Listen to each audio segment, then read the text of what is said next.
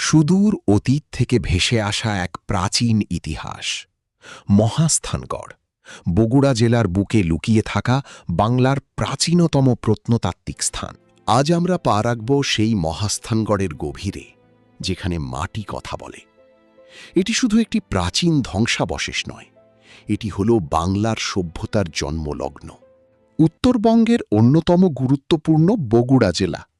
এই জেলার করতোয়া নদীর তীরে মহাস্থানগড় অবস্থিত। এর অবস্থানই প্রমাণ করে একসময় এটি ছিল সমৃদ্ধ বাণিজ্য ও সংস্কৃতির কেন্দ্র। মহাস্থানগড় শুধু একটি প্রত্নতাত্ত্বিক স্থান নয়, এটি বাংলার প্রাচীনতম নগরী, যার ইতিহাস খ্রিস্টপূর্ব ৩য় শতাব্দী পর্যন্ত বিস্তৃত। খ্রিস্টপূর্ব ৩য় শতাব্দীতে শুরু হয়েছিল মহাস্থানগড়ের স্বর্ণযুগ, যখন মৌর্য সাম্রাজ্যের প্রভাব এই অঞ্চলে বিস্তৃত ছিল। ১৯৩১ সালে আবিষ্কৃত একটি বিখ্যাত ব্রাহ্মী শিলালিপি এখানকার মৌর্যদের অস্তিত্বের প্রমাণ দেয়।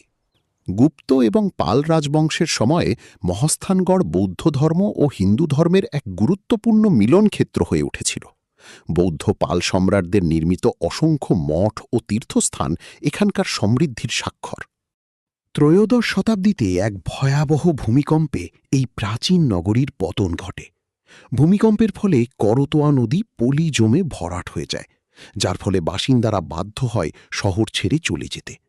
মহাস্থানগড়ের ইতিহাস এর নামের মধ্যেই লুকিয়ে আছে। চলুন জেনে নেওয়া যাক এই নামের পেছনের গল্প এবং প্রাচীন পরিচিতি। ইতিহাসবিদদের মতে মহাস্থানগড় প্রাচীনকালে পুণ্ড্রবর্ধন নামে পরিচিত ছিল। এটি ছিল প্রাচীন বাংলার অন্যতম প্রধান নগরী। মহা শব্দের অর্থ মহান বা শ্রেষ্ঠ, আর স্থান মানে জায়গা। গড় মানে দুর্গ, অর্থাৎ মহাস্থানগড় মানে মহৎ স্থান বা শ্রেষ্ঠ দুর্গ।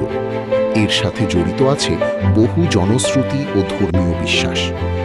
মহাস্থানগড় আমাদের প্রত্নতাত্ত্বিক গবেষণার এক গুরুত্বপূর্ণ কেন্দ্র। প্রত্নতাত্ত্বিক খনন কার্য এই প্রাচীন সভ্যতার বহু রহস্য উন্মোচন করেছে। এই খনন কার্যে আবিষ্কৃত হয়েছে ব্রাহ্মী শিলালিপি, প্রাচীন মুদ্রা, মাটির পাত্র এবং আরও অনেক মূল্যবান প্রত্নবস্তু, যা এই অঞ্চলের ইতিহাসকে আলোকিত করেছে। বিভিন্ন সময়ে আবিষ্কৃত হয়েছে স্থাপত্যের ধ্বংসাবশেষ, যা প্রমাণ করে এই নগরীর নির্মাণশৈলী কত উন্নত ছিল। মহাস্থানগড়ে বহু প্রাচীন স্থাপত্যের নিদর্শন রয়েছে, যা হাজার বছর ধরে টিকে আছে। চলুন দেখা যাক সেই নিদর্শনগুলো। এই দুর্গটি ছিল প্রায় ১৫২৫ মিটার লম্বা এবং ১৩৭০ মিটার চওড়া একটি বিশাল সুরক্ষিত এলাকা, যা গভীর পরিখা এবং কাদা ও ইটের উঁচু প্রাচীর দ্বারা বেষ্টিত ছিল। স্থানীয়ভাবে বেহুলার বাসরঘর নামে পরিচিত গোকুলমেদ। এই সোপানযুক্ত কাঠামোটি ১৭২টি ছোট কোষ নিয়ে গঠিত। এটি ষষ্ঠ থেকে সপ্তম শতাব্দীর একটি গুরুত্বপূর্ণ স্থাপত্য নিদর্শন। দুর্গের পূর্ব ফটকের কাছে অবস্থিত গোবিন্দভিটা। এখানে খ্রিস্টপূর্ব ৩য় শতাব্দী থেকে খ্রিস্টীয় ১৫০০ শতাব্দী পর্যন্ত নির্মিত প্রাচীন মন্দিরগুলির ভিত্তি ও ধ্বংসাবশেষ পাওয়া যায়।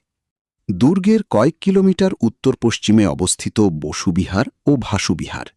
খ্রিস্টীয় ৭ম শতাব্দীতে প্রখ্যাত চীনা তীর্থযাত্রী হিউয়েনসাং এই বৌদ্ধবিহারগুলি পরিদর্শন করেছিলেন, যা এর ঐতিহাসিক গুরুত্ব প্রমাণ করে। স্থানীয় জনশ্রুতিতে বেহুলার বাসর ঘর বা লক্ষিন্দরের মেয়ের অত্যন্ত জনপ্রিয়। বেহুলা ও লক্ষিন্দরের এই করুণ গাথা এই স্থানের সাথে ওতপ্রোতভাবে জড়িত, যা মানুষের বিশ্বাস ও সংস্কৃতিতে মিশে আছে। মহাস্থানগড় কেবল প্রত্নতাত্ত্বিক স্থান নয়, এটি ধর্মীয় ও সাংস্কৃতিক দিক থেকেও অত্যন্ত গুরুত্বপূর্ণ। মহাস্থানগড় ছিল হিন্দু, বৌদ্ধ ও জৈন ৩ ধর্মের মানুষের মিলনক্ষেত্র। প্রাচীনকাল থেকে এখানে বিভিন্ন ধর্মীয় উৎসব পালিত হয়েছে, যা বাংলার ধর্মীয় সহাবস্থানের প্রমাণ। এখানেই রয়েছে বিখ্যাত সুফি সাধক শাহ সুলতান বলখি মাহি সওয়ারের মাজার। এই মাজারটি মহাস্থানগড়ের ধর্মীয় ঐতিহ্যের অংশ এবং হাজার হাজার ভক্তের কাছে এক পবিত্র স্থান। মহাস্থানগড়ের ইতিহাস আরও ভালোভাবে জানতে চলুন যাওয়া যাক মহাস্থানগড় জাদুঘরে। জাদুঘরের ভেতরে সংরক্ষিত আছে খননকার্যে প্রাপ্ত হাজার বছরের পুরনো নানা প্রত্নবস্তু, যেমন প্রাচীন মুদ্রা, মূর্তি এবং মৃৎশিল্প। প্রতিটি নিদর্শনই যেন এক একটি ইতিহাসের দলিল। এই বস্তুগুলি আমাদেরকে প্রাচীন সভ্যতার মানুষের জীবনযাত্রা, শিল্পকলা এবং সংস্কৃতি সম্পর্কে একটি স্পষ্ট ধারণা দেয়। আমরা আমাদের সফরের একেবারে শেষ পর্যায়ে চলে এসেছি। মহাস্থানগড় বাংলার এক অমূল্য সম্পদ। মহাস্থানগড়ের রহস্য, এর প্রাচীন স্থাপত্য এবং হাজার বছরের ইতিহাস আজও আমাদের গভীরভাবে আকর্ষণ করে। এটি আমাদের শিকড়, আমাদের গর্ব। আসুন ভবিষ্যৎ প্রজন্মের জন্য এই প্রাচীন ঐতিহ্যকে রক্ষা করার অঙ্গীকার করি। মহাস্থানগড় চিরকাল সগৌরবে দাঁড়িয়ে থাকুক আমাদের ইতিহাসের সাক্ষী হয়ে।